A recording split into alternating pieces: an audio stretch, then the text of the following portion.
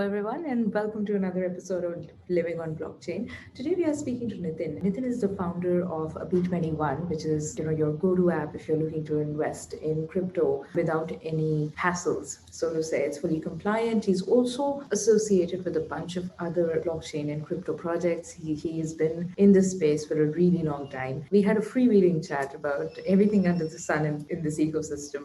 Let's just jump right in. Hi, Nitin. How are you? Hi, Tarusha. I'm fine. Thank you. How are you? I'm doing well. Thank you so much for taking out the time to speak to me. You're working in this exciting space, and you're working on quite a few projects. Could you tell me a little about what you're working on currently, and that'll give our listeners also an insight into how you came about into crypto. Yeah, so I've been in payment all my working career, almost all my working career. So been around 15 years in payments, and it started with bank, then some early days of PayPal, where I created.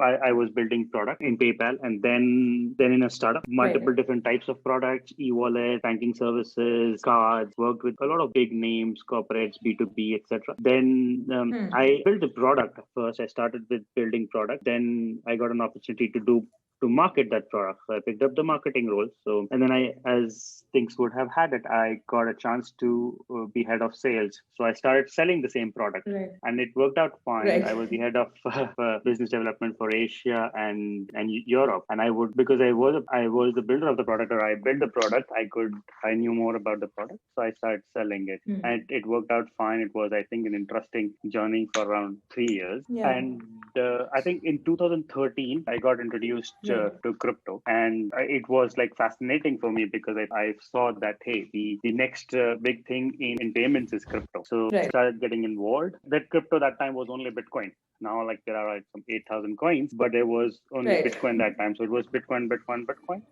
Started in 2013, and I got a chance to build a product in that. So in 2014, we had a product in hand. We launched it along with one of the biggest custodian of crypto that time, called Zappo. They're still around, and we launched. It was the Bitcoin debit card. So you could actually spend your Bitcoin buying coffee in the real world. So that was the thought process. That's how I got involved in crypto, and ever since, the journey has been non-stop. I think it is a cutting edge of payments and technology. Yeah, absolutely. So, I think that is pretty much the future, like vis-a-vis, payments going into the crypto space.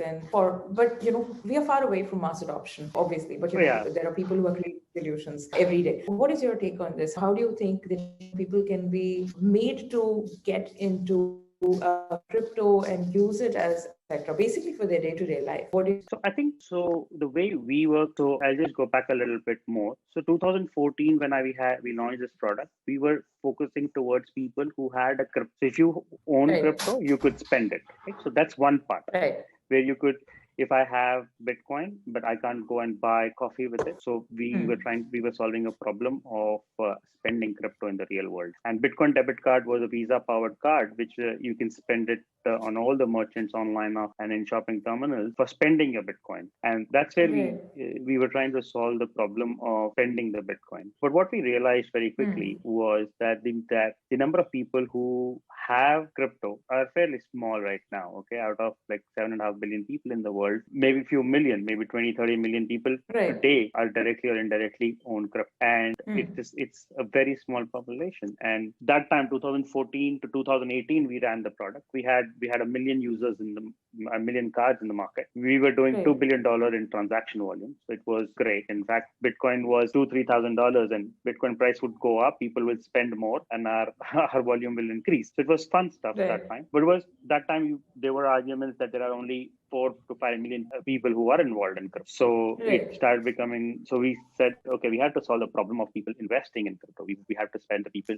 We have to solve the problem of people using crypto more. So we have to bring more people into crypto. The word you talk about, mass adoption, right? It doesn't happen on day one, but it's evolving. Look, now you can say that things are much more better because 350 million people from PayPal have access to crypto. Soon with Libra, etc. coming out, there will be close to 1.5 billion people from Facebook will have access to crypto. So things are much faster. But I think the interesting thing which has changed from what we were doing in 2016, 18 to 18, etc., is at that time crypto was a currency, right? Cryptocurrencies was the stuff, right? And I think that the innovation has happened in such a manner that it's not a currency anymore, but I think it's an asset class. So these are crypto assets. That's how I see it. Because I think that there are underlying coins. The utility of underlying coins are much more than currencies. Probably there might be, look, for all practical purposes, I think that even Ethereum is not a currency, but an asset. It is Ethereum is a big decentralized feudal network, I would say. They work like layers, right? So I believe that, these currencies, they're like layers. So you can either believe that it's an asset class and it's like a store of value rather than a medium of exchange per se. There are obviously other tokens that kind of fill in that gap. Correct. And now you're talking about comparing Bitcoin to gold, right? Which is the store of value, or actually is an asset class, to just put it very boldly. So it's not only a medium of exchange, it can be, it's also store of value or an asset class. And I think, so that's what we believe in. And we started bringing more and more people to crypto by bringing a product in which the thought process is that if my mom wants to invest in crypto, she cannot invest today. She just will not go to Binance. I have had multiple people who go to Binance and it's just not cut out for them. It's like so complicated. Yeah, absolutely. Right? Yeah, no, so Binance is just one thing, and they are still doing it's still better than, say, a MetaMask, right? Like MetaMask is absolutely unfathomable for so many people. Yeah, if I tell there is an argument of from the Bitcoin puritarians that not your keys, not your coins, but the reality is that my dad, who has been a banker all his life, will not go to a MetaMask, will not so easily hold their private keys. You tell him that, hey, this is the private key, this is the 16-word seed, please write it and please keep it in the safety deposit box. Like, are you kidding me? Right. Yeah, it's absurd for them, right? It's absolutely absurd for them. Like, this is the same problem that I have with my parents. Like, if I start explaining it to them, they don't understand. Okay, this is like a phrase that needs to be stored and it's really valuable. As the UI aspect, I think, needs to be worked upon so much more. That's why solutions need to be so subtle that people would be using crypto and they don't even have to really care what's happening in the background. A lot like perhaps, how internet or electricity works now. That, people use it day to day and every day, all the time, but they don't necessarily have to understand the technology, like in the ins and outs of it, is what I mean. Like on the macro level, perhaps you do. So yeah. Yeah, look, exactly. And the way we put this to place is that think about internet. And we talk about the Netscape moment, right? So before Netscape, I mean, all of us probably have only used browsers, right? But before browsers, it was only for techies or military, right? They would go to a black screen to access internet, etc. And once this came in, Netscape came, and it was for everyone, right? And I'll even extrapolate and think about even mobile phones, which probably we have seen in our own lifetime. That when there were static phones or phones on the cradle, which we used to have, the landlines, we used to have one landline phone per household maximum. Today, people have two phones in their pockets. So once the user experience is much easier, right, then the mass adoption starts happening. So I think that's where we are. I think it's about user. Yeah, absolutely. I think you're absolutely correct that, mass adoption will happen when the user experience is better. But there has to be utility. I think it needs to be really solving some sort of a problem. I don't know. I don't necessarily know what kind of a problem did mobile phones solve because I think they're just like serve as a piece of distraction now. But it was the gradual evolution of technology, and people found solutions, right? And then people built on it, and it became a part of our everyday life. Yeah, there are. I think that even if you look at, I'll give you one more example to just complete the conversation topic on this. That if you think about even emails, right? Earlier, it used to be complicated to set up an email infrastructure to have an email, right? And people were like, hey, why do I need an email? And then Hotmail came, it changed the entire thing. And now, like, Gmail has changed the entire thing for decades now. And like we were talking about our parents, they do have an email address, they do have mobile phones, and I think they do not understand the POP or POP3 access and all that stuff which used to be there in the IBM email servers earlier. So that changed, and I think that's where what you are also referring and what we are vehemently agreeing, that the technology has to be underlying. It has to make things more simpler. So that's it has to be playing a role in itself. So that's what we are doing. We're working towards making it easy for investing in crypto. So, and I think I'm just explaining our thought process that it has become three words for us. It is like investing, and with all the DeFi stuff coming, it's earning, and then last one which we've done in the past as well, which is spending. So it should be your crypto assets should be able to easily invest, easily earn on it, and easily spend them. So that's the thesis with which we are working, and we have a product in the market, B21. So that's what it is doing. Right. Yeah. So B21, it's a lovely interface, like a very clean interface that you have with the app. I think that is essentially, what you said. I think this is something that has been pretty much my North Star. Now that I've been working, like I think in deep tech for like last 12 years, I think technology needs to be so simple. Like that is the motto that I go with. It needs to be so simple that my parents get it. Like if my father gets it, because he's not that tech savvy. But with, as you mentioned, that with emails being so sorted now, with these new applications coming in, which make it easy, that is essentially how you pave the path for adoption in some way, because not everybody would care about not your C token and not your keys, not your coin. I understand that obviously that is very, very important, but that might not be for everybody, and that might not be the way to sort of help other people to jump on this bandwagon. So the underlying problem which those people talk about from not your key, not your coin, is because they think that whoever is holding your crypto may or may not be actually holding your crypto, right? Or run away, right? Yeah. It's like, there are hundreds of exchanges. So if you hold your crypto in one of these exchanges, right? Let's just say that an exchange holds $20 million worth of Bitcoin for all its users, but actually they only are holding $10 million actually. But rest $10 million is just not there, okay? And if someone wants to any day start withdrawing, they don't have it. It's just that they just don't hold all the assets. So that is the underlying problem, which this not your keys and not your coins is trying to solve, because there have been big and small like players who cannot be trusted. So in order to solve that problem, the way we are approaching it is we think that regulation is the way to go. We do think that it gives legitimacy, it gives trust, and if you're regulated, because you will bring, in order to be regulated, you need to have systems in place, right? You cannot have the scenario I talked about that have 10 million of Bitcoins, but actually for the users, you show 20 million, right? So that problem is solved by only being regulated. At least that you might be doing the right thing. But since the space has got so much adulterated with people, with hacks, with a lot of bad characters, that the regulation is the right thing to do. It also helps in doing away with any kind of an uncertainty. So it gives the trust. It helps build a trust. So users would be able to, they'll feel a little more comfortable jumping onto this, because they'll feel that, okay, somebody has their back somewhere. Somebody has done the DD already for them. Correct. And look, you can always build insurances on top of it, etc. So that's what we are trying to do. Okay. And it's not easy, right? So it has its own complications. We have huge bottleneck right now because our KYC, because we are regulated and we provide a regulated solution, it does take time. It is not like instant KYC or no KYC. And we have to spend time, we have to spend effort, and we have to spend cost in order to do the KYC of individuals. And since it becomes like, hey, others are not doing that, why are you making it difficult? Okay, yeah, we understand. But trust is not built on day one.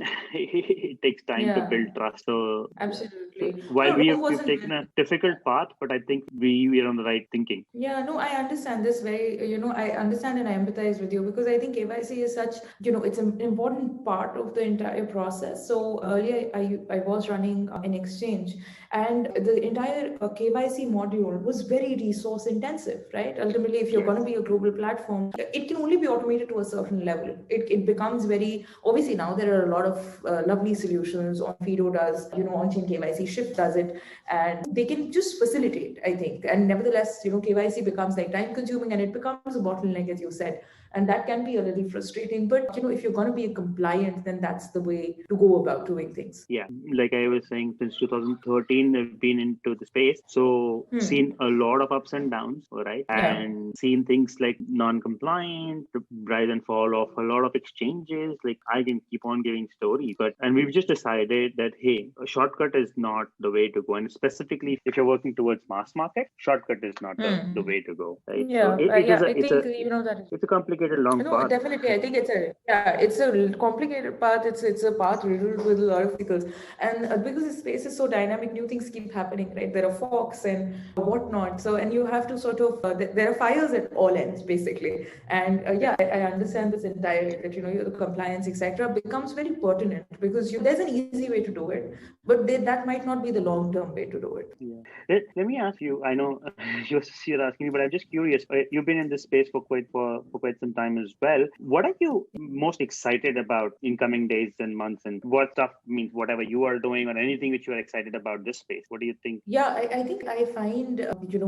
NFTs are very exciting at the moment. I think it's space that has been like very. It hasn't people haven't looked at it correctly. I guess just everybody was kind of knew about NFTs just because of CryptoKitties. I guess NFTs will have a huge role to play moving forward. The one thing that really excites me on a macro level, I think, is adoption. And to go about adoption, I think making sure that the right information is getting out and making we kind of have the control over the narrative that we are putting forward to potential users. That's important. And you kind of covered it with how enabling users to be able to spend their holdings. I think that is one of the most exciting things in this space. Obviously now that Binance has a card and so many other entities also have a card, but ultimately it's still very far away from just becoming like a day-to-day thing. I think that is what my vision is, to bring in accessibility and inclusivity.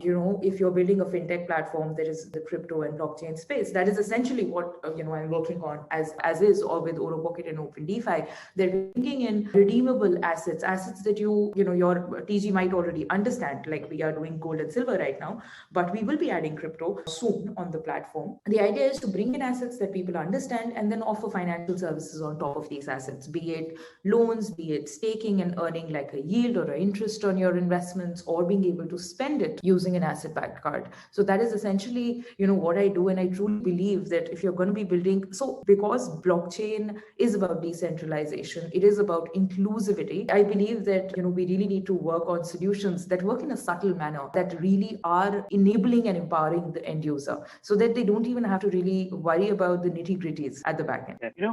Funny, if you talk about spend, you talk about accessibility, and you talk about cards. That's been my holy grail. We've been working on the card stuff, and like I said, Binance came with a card recently, but we had cards, right. A million cards in the market, right? Like it is like if you actually Google Bitcoin debit card and you Google a company name, almost all the companies who were providing Bitcoin debit card was through us, through Wavecrest. I used to be the salesperson selling all of them.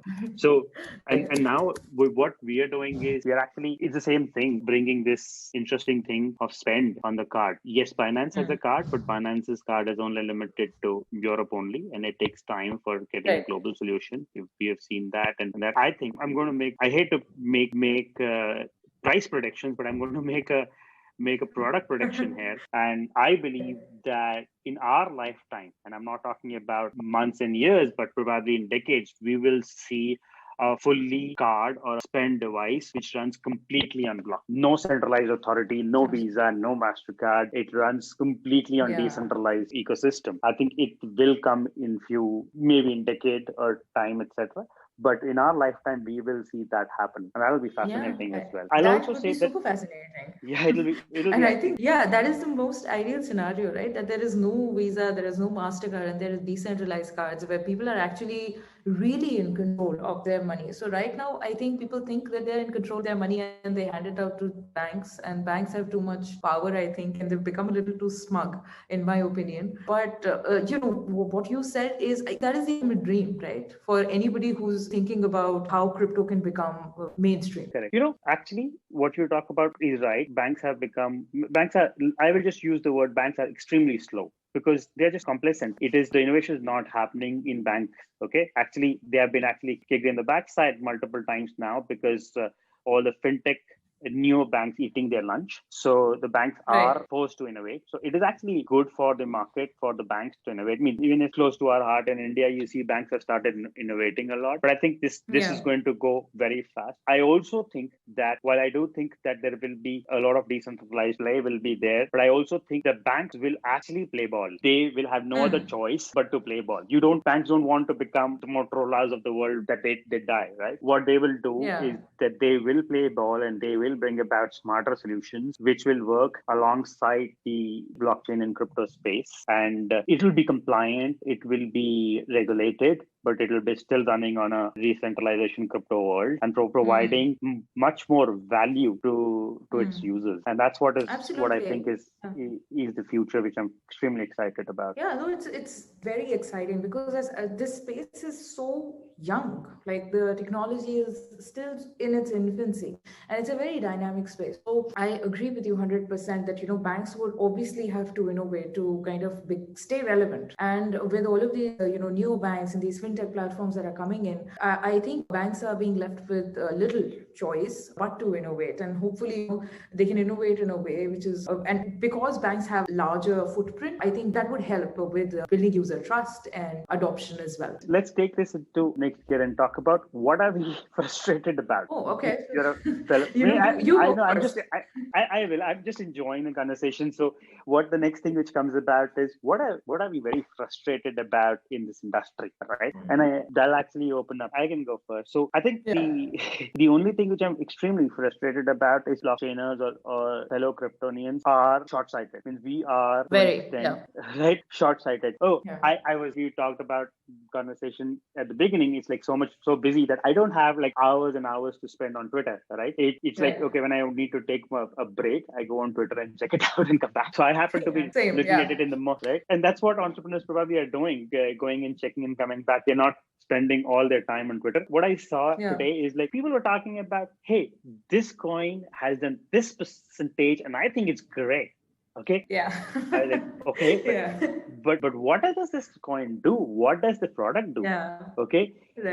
Right. It's like it's so ephemeral, right? It's just like so short-lived. Yeah. Okay. Because it has gone X percentage up, right? Yeah. It's superficial, right? It's very superficial. Yeah, it's very superficial. So you're absolutely correct there, because I believe that people who are making the most noise in this space, they are primarily I'm not trying to be derogatory here. They're speculators and traders, and they're here for a quick buck. And at times people lose track of, and they don't look at the larger vision that the platform might have. So as you said, what is the utility of this token? It might be performing really well, yes, but then there are wash trades as well. And what is the underlying cause that is making it perform so well? What is it? The team? Is it the problem that they are solving? Is it the long-term vision that they have, which makes people believe, okay, yeah, this is the project that will do really well? So that is something that people really lose sight of, and that is dangerous, I think. Yeah, actually, exactly. And so what ends up happening is that it's just like, oh, this coin went up, so I love this coin, or this is, right? It's all determined. While I understand it has to be determined by market forces and price, etc. But you cannot look. Things don't change on a daily basis, right? Things don't change. The prices change on a daily basis, but the fundamentals don't change on a daily basis. Absolutely. So I think that's what we are frustrated about. I also think, just adding to this, I think the crypto industry has picked this trading stuff in a backwards. So if you think about, traders are there in the industry, okay, but investors are not there. So I'll explain my thought process a little bit more. Think about, you have a company, you go do an IPO, and then you get the retail investors because they do a price discovery, and then you have futures and options, and on top of it, day traders and all that stuff starts coming up. But first, you have retail investors, right, who would most likely not be buying and selling every single day. They would be buying and holding, etc. They have a longer view. They believe in the company or what they're doing, or to a certain extent. The way crypto has done it, it's reverse. There's more trades than investors, right? So all the major platforms, if you go, they are all investing platforms. We talk about Binance a lot, but if you think about more and more complex derivatives, more and more complex systems coming in play, right? They cater to only the traders, right? They cater to the elite few who trade. But where are the investors? Where are the common masses? My mom, my dad, where are they? They will not go and do a 100x leverage trade, right? They would probably do a buy and hold and buy every month for amount and hold that's what retail investors do. So I think that's another thing which crypto has done, which I get sometimes frustrated that we do trade more. We have more traders than investors. Yeah, So no, absolutely. I think, you're absolutely correct there. I think, they are, as I said, these, I'm not trying to be derogatory here again, but this space is filled with speculators and traders who are just there for a quick buck. And there is nothing wrong with that. It's just that, for bigger things to happen in the space, there needs to be a good balance between these traders, the retail investors, and institutions. Yeah, exactly. Do you trade? Just curious. I mean, let's take to the next level. Do you trade? Do you invest? What's your philosophy? I'm happy to share mine, but because I think listeners would want to know that next question. Just fun Absolutely. stuff. Okay. Yeah. So no, I think I'm not so much of a day trader. I don't have that kind of time on my hands. Like when you're, as you said that, you can't really go on Twitter and, spend all day on it, right? I also can't go on Twitter and spend all my day on it. If you're building a company and if you're scaling startups and solutions, you don't have that kind of, you don't have that liberty of time, right? And so I don't spend like all day on Twitter. And the same goes here that, if you're going to be a trader, you need to be really on your toes, right? The entire day, I would believe. Obviously, there are bots, etc., that can help you, and there are stop loss features, etc., that are there, but that is still something I think that kind of requires a lot of bandwidth, and that is not what I'm in here for. I would consider myself a hodler like no other, and I invest, and it depends on the platform and the kind of utility. So because I would say that both of us have been in this space for some time, and we kind of have the same ideology here, we it depends entirely on what am I even sort of investing in, and then I wouldn't consider myself a trader at all. Like that, if like for the long to just sort of make the long answer concise. What about you? Do you trade, or would you consider yourself an investor? I think I know my No, answer exactly. already. It's funny, right? Exactly. It's like I have invested and then I have forgotten about it. Okay. And Yeah, I mean, same. so there are some of them which I invested and then I didn't keep a track. I mean, not a lot amount. So I didn't keep a track. And the other day somebody sent me a message, hey, that's done really well. I said, oh, let me just check if I still have it. Right. Yeah. So This it is just like my because, story. and This then, is oh, exactly wow. like my story, Yeah, you discover it and then you're like, it's a happy surprise. Correct. I don't even have a blockfolio or whatever there are so many places where you keep track of your portfolio. I don't have any of that sorted. I do have crypto, but I don't have any of that sorted. So I don't look at the price every single day. It just, it is there. I believe in this, right? So that's my sort of the story. In fact, so I can actually give you, I don't know how many people you will meet who have bought or who have bought crypto or Bitcoin when it was $100. So Right. that, right? That's my buying time.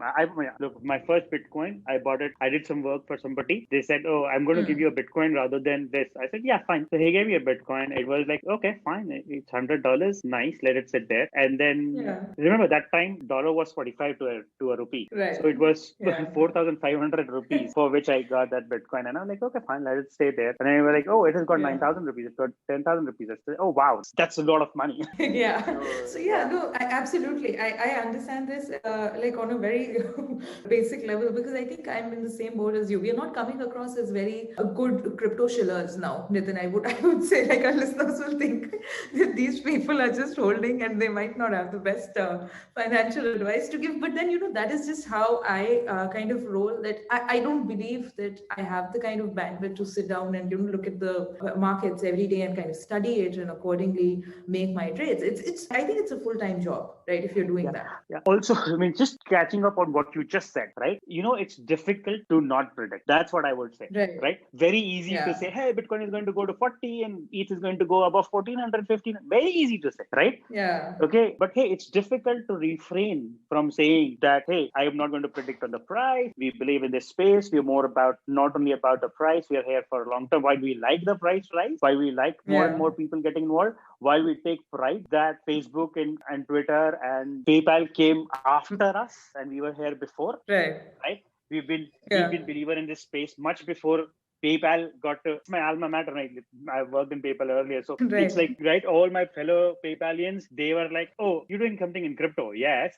And 3 years later, when PayPal came into crypto, I said, now you guys are also coming. Okay. So So Right. it gives me a pride in saying that, but we're not. So it just shows very clearly that we are not in here for a short term. We like the Yeah. ride, we enjoy it going up, but we also understand it's a material change which this industry is bringing in the world. Yeah, absolutely. It's the So underlying change. I think it's the vision. So it's like a way of, this is just going to sound really corny, but it's like a way of life. I think, you enjoy the journey, but you're not here for just like, just for those little moments, right? You are here to work on the grander vision that you have for your life. That is essentially how I look at least, the tokens that, you kind of really believe in, that, you are here as somebody who's been there long before, a micro strategy came in, and long before when a PayPal came in, and we'll be there for a while. And obviously, I think that I never really looked at it that way, but now I'm feeling a sense of pride too, that, I was yeah, there right. before. Right. Yeah. Means if someone from PayPal or someone from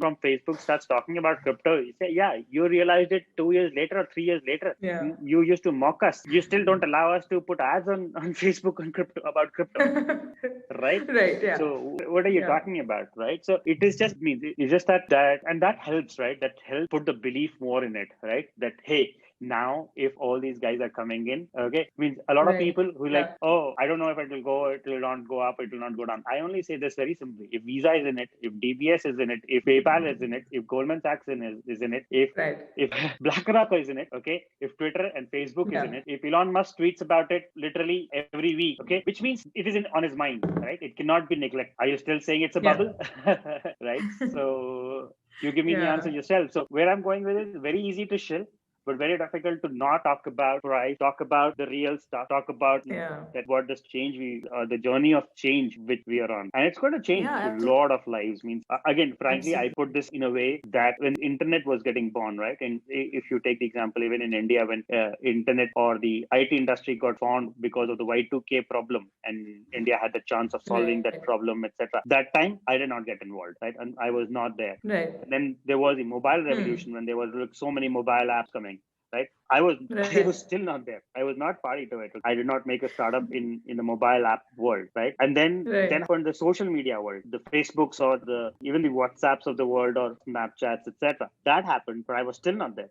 Unfortunately, I was busy doing something else, right? But now Right. the Yeah. blockchain world or the decentralized world, I am there, okay? Or I would just say we are there. Yeah. I don't think. I mean, I think your journey is exactly similar, right? This one is our journey. This one, we did not we did not become the Infosys and Wipros of the world. We did not become the Facebooks of the world, but we are in the crypto space. We will become one of the reckoning forces in this. That's what Absolutely. I No, do right now. your passion comes through, and this is exactly what I did not believe it before this call, but I do believe during the course of this call that we have a very similar thought process on where we are standing. And this is what you said about how it's going to change so many lives. So I think around a month back, I had spoken to Darren Tapp from Dash, and he was talking about the kind of groundbreaking work that Dash is doing in places like Nigeria and Kenya, that you can actually pay for your parking, etc., with Dash. And I thought that was so amazing. Like, he actually sent me an advertisement of how you can actually order fried chicken using Dash. And I found that lovely, because that is essentially what we need to do. Make it so mainstream that, day-to-day activities are happening in this space, and more people are using this technology without having to really worry about it or be wary of it in any way. Yeah. Look, I think what you just said actually is a success of this call itself. That it actually made us believe more in what we are doing, Yeah. and made us more proud about what we are doing and how we are changing lives. Mm. He about Dash. Well, I don't follow it a lot, but it seems it is changing lives in Nigeria, etc. That's a phenomenal journey. Right. The other thing also for our viewers and for our listeners, I think one thing we always forget in this entire we talk about Bitcoin, we talk about crypto, we also talk about blockchain, okay, but the one thing Right. which we actually tend to forget, and I think that's the defining factor, is decentralization. That's the defining Absolutely. factor of why we are in it and what we are trying to solve, and just not forgetting that it's all driven by trying to make things decentralized. Yeah, So no, I we, think we that just is essentially the got to very keep remembering basic. it. Yeah, yeah, that is something that is so foundational to blockchain and crypto in general. Like, just with this technology, that it's all about decentralization, and how decentralization kind of is becoming increasingly important important with the kind of socio-political, scenarios that are playing out all over the world. I think decentralization is the way to go. And in every industry, it's not just, that, okay, it's in the finance industry. Obviously, this is an industry that kind of touches everybody. But, there are so many other verticals where decentralization becomes very pertinent as we are moving forward. Yeah, I'll tell you one more anecdote, okay? And I was telling this to, sure, because people will immediately understand with this one, okay? So think about blockchain, okay? And I was explaining somebody and he said, oh, so things cannot be unwritten on it and it is immutable, etc. Right? I said yes. And I was like, think about it this way, okay? If the title deed of Ram Janam Bhoomi in Ayodhya would have been written on blockchain, right, it would have still been there. Yeah. And like, yeah. It is a very profound statement if you think about it, right? And think about 200, 500 years down the line or 1,000 years down the line, how much of property records will exist, right? They have to be put on blockchain so that they exist forever, right? That's what decentralization and blockchain brings on the table, right? That's what keeps us alive. This is something that is actually very, very, all over the world. It's the same story with properties and title deeds. This is a problem that so many people who are, executing estates, they face because there is no clear title. And with blockchain, that goes away. Yeah, look, exactly. And the way we put it was that we were talking and we put it that, hey, you will never have a khosla ka ghosla if title deeds were on blockchain, right? And that's a good example. And it's just relatable, right? People immediately get it. Yeah, true, right? And then the other thought which we also said, and because it's very interesting, and I want to repeat it. The other thought which I want to also say is that if people say that we are not shilling coins, etc., it will become the Hera Fairy days. That scheme, 25 days mein paisa double, right? That scheme doesn't exist, right? That scheme, if someone is selling you that scheme, right? You just remember, run. Yeah, just remember Hera Fairy, right? Movie. So you're like, oh, why are you not telling about coins? Like, look, I just very simple, right? And there are. Unfortunately, there are so many people who still get bought by that 25 days mein paisa double type of story, right? Right. Yeah. Those are so. I believe the scamsters are, in every industry, and especially there was something very lovely that I had. I keep coming back to. Andreas Antonopoulos had written in Internet of Money that criminals tend to take on new technologies easier, right? They have nothing to lose. And when, if there is any innovation that is coming in, if there, when there are phishing frauds, etc., right, that came in, even with the Telegram, there were frauds. So the idea is that there will always be people who are scamsters and who are on the wrong side of the road, so to say. But, you need to do your own research. That's one part, and that goes without saying. But then essentially what does matter is that, there are more of us than there are them. And that is what you need to believe, and you need to sort of take solace in as you move forward, because there'll always be people who will be troublemakers. But then you have to look at the people who are trying to do it. Yeah, exactly. Yeah. In every sector, you'll find them in every sector. This is not just peculiar to blockchain, right? When internet started, I believe, at least that was how it was with my parents. I wasn't allowed on the internet, right? Because it was supposed to be like a den of pornsters and mobsters and pedophilia, right? So that essentially which is there still, right? Which is still there. Yeah, it is. Exactly. We just have figured out a way to avoid them, and that's what we have to do, right? We just know how to not get into that trap, right? And absolutely, I'm sure that there are. I mean, we know so much is on the internet is going on that stuff. So yeah, absolutely. So no, there is a fine balance to be maintained there. But then essentially, you can take solace in the fact that there are solution makers as well who are moving forward. I'll give you an anecdote. Okay, so I don't know if you know or not, but the first online credit card usage, who started it? How did credit cards start? So credit cards, when they were made to be used on point of sale terminals, right? Those big machines in which you will have POS, which you'll have to swipe your card. How did it started happening online? So and there is a movie in which it is shown, but the fact is that there were these NASA engineers who had nothing else to do. They had left their jobs, and they just decided that they want to monetize their phone. So they put all their material online, and they said that someone should pay. They actually coded using the information on the card to actually send the magstripe data, create the magstripe data or a cryptographic data, and send it over the internet to swipe the card. Wow. Right? So it was that simple. Rather than sending the magstripe data, take the data which is there on the card, which is card number, CVV, expiry, right? And create that magstripe data and send it. It was as simple, right? Because you can't swipe it on the internet, right? So, and that's what happened. And that actually gave birth to online usage of cards. Wow. Okay. I actually was not aware of this. This is so interesting. It's very interesting. And you will understand from there that it has been a revolution. And there are things that the point that you were talking about, some people who have a real need, or they actually innovate in some of these industries, right? They actually use the technology first. And somehow there would never have been a Flipkart or of Amazon if that technology was never born, right? Or that those two guys would have not figured out a way to use the card online. So it's actually very fascinating, and that's how innovation has happened for time immemorial. So people using it for fancy purposes it'll always be there. It has always been there. It has always been there in every stream of life. But this way, there's more and more innovation happening now. So the way you talked about of Dash as well, we'll see in the months and years to come. Yeah, absolutely. This is actually, so innovation is, it happens when there is some sort of a problem to solve, right? And there are so many problems to be solved right now with the traditional finance world. And that is why obviously, DeFi is growing by leaps and bounds, obviously still far away from any kind of mass adoption. But nevertheless, the kind of innovation that is driving this space, I believe that, it'll happen so much quicker than it has happened past, like for people to be able to trust the products and the solutions and to be able to make them a part of their day-to-day life. Yeah.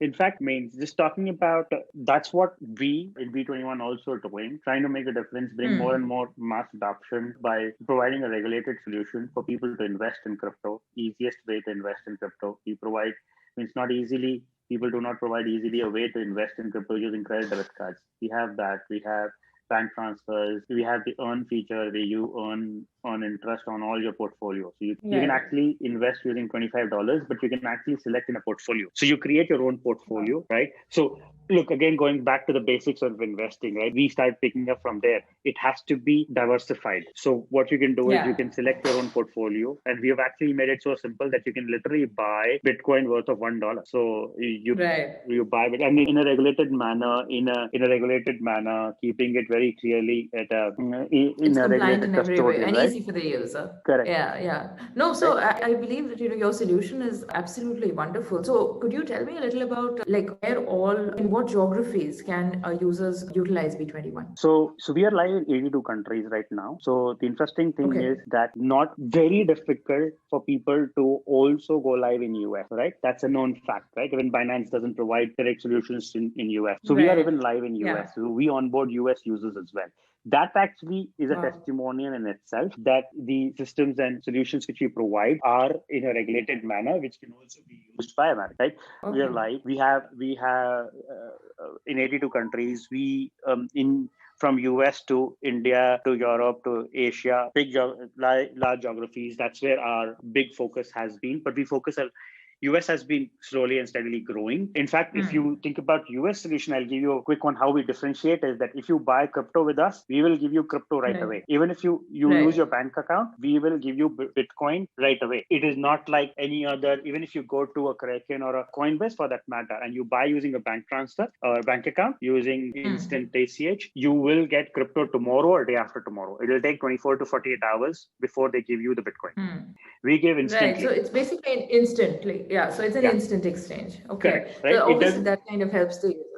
I mean, you do not know what the price will be tomorrow, right? So you might, and yes, there are risk concerns which Coinbase deals with, and that's why we understand why they provide it after 24 to 48 hours. But in our model, we provide it right there and then instantly, right? So we're live with India. We have a UPI in which you can use invest using UPI. It's 2,000 rupees, which is roughly around $25, which is what you should invest using. And then you can hold it. There's no trade. You cannot trade. It's not like a Binance function that you can trade, etc. But if you are thinking of holding your crypto for a longer term, that's where we come in. You take your entire portfolio. So if you have even $100 worth of portfolio spread across 6 coins, in a click of a button, just one green button, and you can stake the entire portfolio and earn between 3 to 14% per annum, right? If your crypto is sitting there. Wow, okay. So it's interesting, right? So think about for an average user, it's just like we talked about, like my mom or my dad, they invest $100, they get a benefit of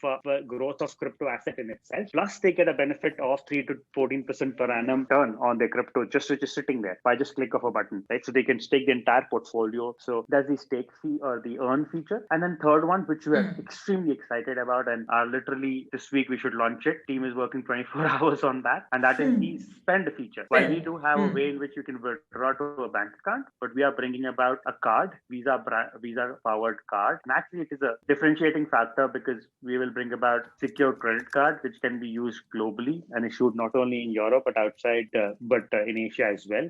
That would be super exciting, I think. Yeah. That we are extremely excited about. And we think that being in this space and we understand the market. So that's what we're focusing on. And I think the next few weeks and months will be amazing for this space as well.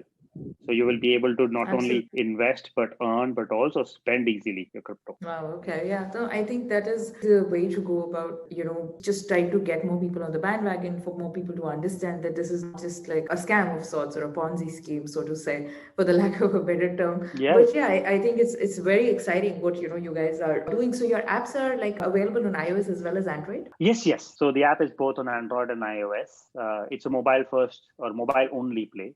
No website play. It's only mobile. You can download. No web app. You can download and you can onboard and then invest and then take and earn and then right there itself spend, get a card. Right now we're starting with physical card. We're working on virtual card as well, but get a card and spend. And then there are many more features coming. Like it's just making it very simple. Means actually Binance has changed. It's actually interesting.